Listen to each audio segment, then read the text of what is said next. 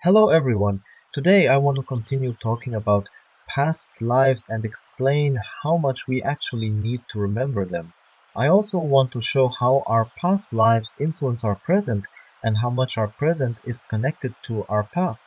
Along the way, I'll partially dispel a myth, the myth that in order to do any work on a soul level or to resolve something internally, we must remember a past life and deal with moments from it. In other words, this myth states that in our present we cannot fix anything unless we first recall a past life. Unfortunately, such myths exist. It's not by chance that I raised this topic on YouTube, where many people say, I can't remember my past lives, and then they get stuck on that point, not realizing that, essentially, if the memories don't come, and speaking of those moments that I've been calling flashbacks, I read the comments under my last video, and some people seemed unfamiliar with the term, thinking it was an odd foreign word. But no, flashback is a term used in psychology as well. It means a sudden, vivid memory from the past, a sudden mental image of something that happened before. It's not the same as when we sit down and try to remember. But what was I doing back then? A flashback is more of an intense, unexpected surge of memory. That's why I use the accepted term flashback. Many people also asked about the word catharsis, wondering if it's some foreign English term. Actually, catharsis is a Greek word that means a sudden release of tension, a sudden sense of liberation from something. It goes back to Aristotle's time and is often used in literature, philosophy, psychology, and among artists, so it's definitely not just some modern foreign term. Now, moving away from general terminology and returning to past lives, I read one particular comment from a woman who said she's a practicing psychologist working on resolving internal conflicts with her clients. She said that anyone can remember, although in her own experience it only happens when there's some real conflict. That is a very accurate observation. In this second part of the discussion, I want to emphasize that we usually don't remember past lives purely out of curiosity. I certainly didn't recall my own past lives out of curiosity. I had to remember my past, compare it with my present, and see how everything was interconnected. For my soul, for my consciousness, it was important to know these cause and effect relationships, including many fragments from my past that reappeared in the present. These past life recollections were directly tied to interpersonal and internal conflicts in this life. We often talk about hooks and traumas, about certain experiences that cause us suffering in the present. There may have been some situation in the past that caused a deep wound and it keeps pulling on us, draining our energy until we work it through and remove that hook from the memory of that situation. And yes, these traumas might have originated not only in our current childhood or adolescence, but also in previous lifetimes. So how does this connect to our past lives? The truth is, we don't actually have to recall them in order to work through our issues. If there's a deeply traumatic event from a past life, something terrible or painful, there's a good chance it will appear here in this life, but in a milder form. It gets repeated in some shape, so we can face it again, heal it, and move on. Therefore, if you find yourself saying, I want to remember my past life, but I can't, maybe ask yourself why you want to remember it in the first place. Is it just curiosity about who you were, or is it truly the desire to understand who you are as a soul? If it's that deeper desire, memories of past lives can give you some answers. But mostly, genuine memory emerges as you do inner work and self-reflection. When I first asked myself, who am I? Who am I as a soul? And I began to truly feel that question, I practiced reflecting on my inner self. I tried to understand my feelings, my most subtle inner states. That was when I started having those bright flashes, those flashbacks I keep mentioning. In other words, I never sat down and said, I want to remember a past life. It happened when I was digging deeper into my own emotional states, trying to figure out why I felt certain things. And at some point, I would have a sudden insight. These flashbacks were memories, glimpses of what happened before. This shows that one genuine way to uncover past lives, if it's truly needed, is through our emotions and inner feelings.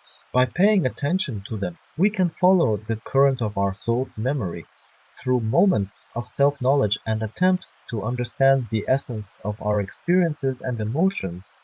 We can access deeper layers of who we are when you direct your awareness inward, immersing yourself in your personality, entering a state of unity with yourself, listening closely to your own inner sense of being. That is where you might catch a thread leading back to what your soul experienced before. So, as long as we stay focused outward on external objects, external events, external desires like I want to remember a past life or I want something else, we give very little attention to what's inside us. In fact, it's the inner part that matters most. When you're at peace inside, when you feel good within yourself, know how to regulate your inner systems, and understand your own sensations, when you can go deeper into them, then you can manage certain processes, including the possibility of memories surfacing. It all happens by turning inward to your emotions, to your states, to your soul. By tuning into your own inner self, you can begin to recall who you really are, not just who you might have been in past lives, but also bigger questions like who am I as a soul, and why did I come here? I realize some people, especially skeptics, might say, of course Nadezhda thinks she's here on some great mission, like saving the whole world or something. Whoa, in part I do have some work to do here. I've said before that I came on a sort of business trip. This is how I describe it to myself, rather than just coming here to live my life. But if you look at the primary purpose, it's still to work on myself, on my own inner experiences, my soul's development. It's not like certain people on the internet proclaim, I'm here only to serve mankind, as though they themselves have no personal growth to do, sitting like they're on a magic cloud. As I've said many times, the processes of soul evolution simply don't work that way. The soul learns and gains knowledge only by interacting with the outside world, collecting various kinds of experience through encounters with other people. That's the only way genuine work happens at the level of the entire universe. There's no such thing as a soul coming here only for others and not at all for its own growth, because first and foremost, the soul is learning. Yet as it learns, it also contributes to universal expansion. I know I'm veering into philosophy a bit here, but that's why, when we talk about past lives, present life, and so on, it's only when we turn inward toward our deeper essence that we start to notice the cause and effect patterns in our own internal systems. We ask ourselves, why do I feel this way? Why do I experience that feeling? And as we explore these sensations, we can sometimes find our way back to certain past events. This also explains why so many people, no matter how hard they try, can't directly remember their past incarnations. They're looking in the wrong place. Their attention isn't really going inward, they're just hung up on wanting those memories. But memories are not the main objective.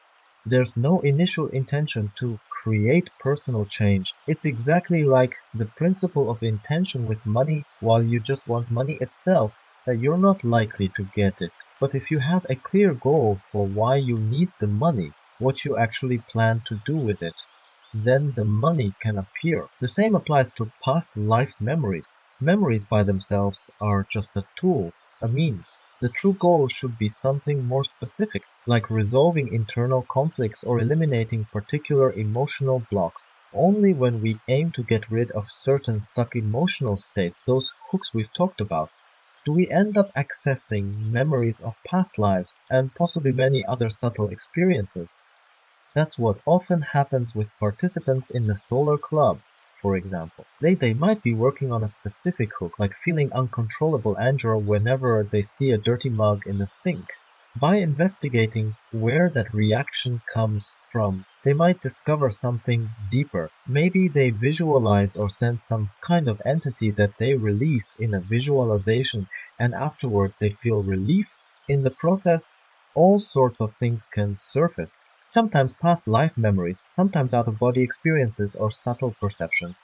Usually, such memories only appear when someone is seeking answers to specific questions, not merely satisfying an ego-based curiosity.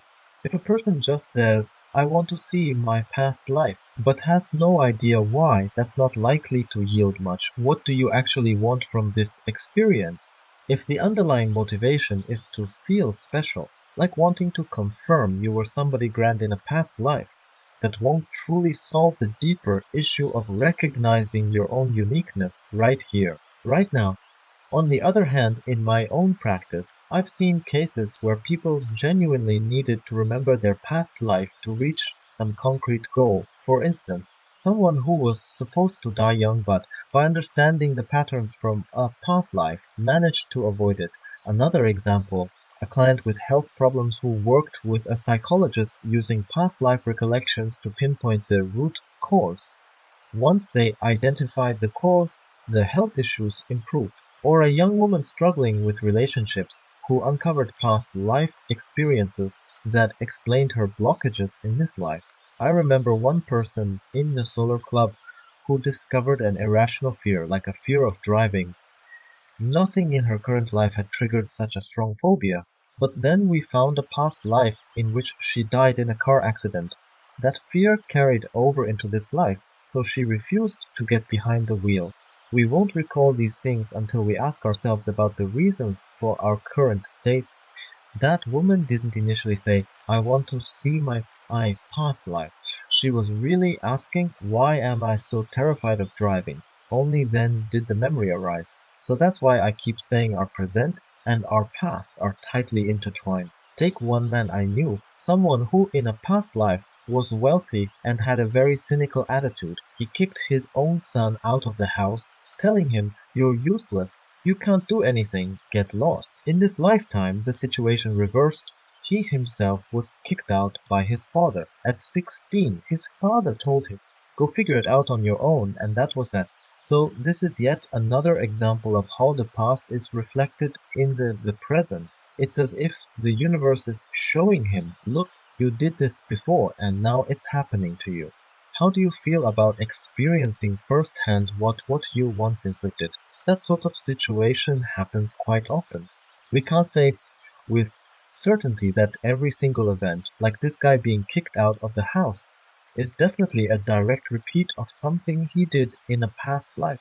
It might also happen because of entirely different reasons. For instance, maybe on the soul level, he genuinely wanted more independence, wanted to be on his own. And so it manifested as being forced out of the parental home in this lifetime.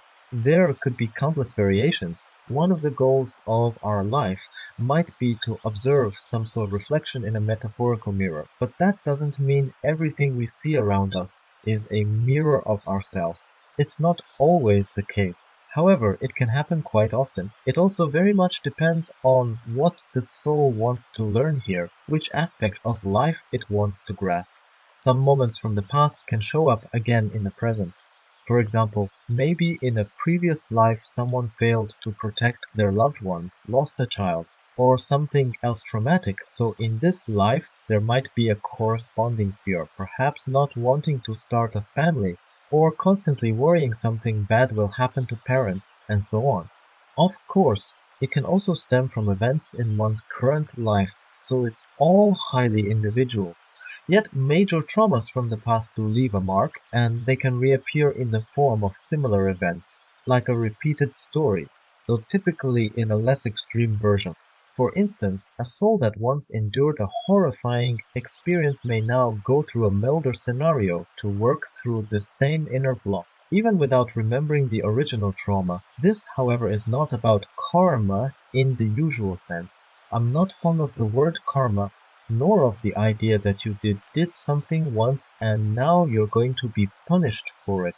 That's not really how the soul's journey operates. No one is punished merely for not understanding something. Think about it from a psychological point of view.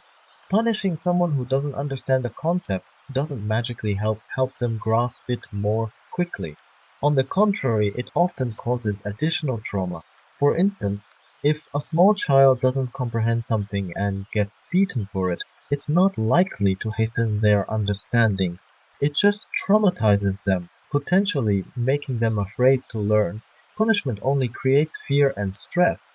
If you look at real life stories, like the story of Sinjadin Azizova, whose mother burned her toys and beat her for not doing well in school. It leads not to growth, but to deep emotional scars. Her own children had to suffer from the consequences of that trauma in later generations. So, the soul's process of learning is not about crime and punishment. It's about gaining experience through reflection and interactions. It's definitely not about someone above saying, now I will make you suffer for what you did before. That's not how it works. The goal is for the soul to understand, to see all angles, to gain wisdom. Indeed, we live in a world currently influenced by dark forces, and it's these forces that create oppressive systems of crime and punishment. But on a higher level, what I sometimes call the office in the spiritual sense, there is no you were evil, so now you'll be dismembered as payback. Instead, the universe allows the soul to experience different perspectives, to see the results of its actions from various angles, to develop a deeper, more empathic understanding. It's like I try to show on my channel and in my courses. The soul grows by seeing multiple perspectives, not by being locked in a single, rigid viewpoint. The higher and broader the range of our perception, the more we can expand our understanding of the world and the universe. That's how souls develop into creators of worlds or move into higher levels of existence. It's through self-knowledge and exploration, not through a simplistic stick and carrot mentality. Even our creator, our universe, is constantly in a state of self-discovery. That's the foundation of life. Self-knowledge, by understanding our own inner experience and how it interacts with outer reality, we learn. That's how we gain new states of being, new understanding. It's how our consciousness expands and our spirit grows. On that note, I'll finish this second video about past lives. I hope I managed to answer some of the remaining questions sparked by the first video, at least from my point of view. Thank you all so much, sending you lots of love. Thanks for watching. Please like, subscribe and share my channel. Become a member of my Telegram channel and discuss with like-minded people as a supporting club member.